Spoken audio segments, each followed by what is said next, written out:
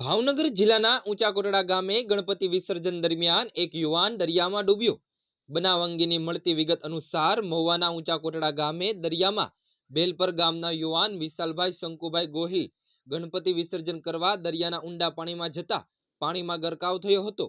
હાલ તેમની શોધખોળ ચાલી રહી છે। ભાવનગર જિલ્લાના દરિયા કિનારાનો કરંટવાળો હોય ત્યારે પોલીસ દ્વારા કોઈ આગોતરો આયોજન કરવામાં ન આવતો હોય તેને લઈ આવી ઘટના અવારનવાર બનતી હોય છે। Bureau report Bhavnagar.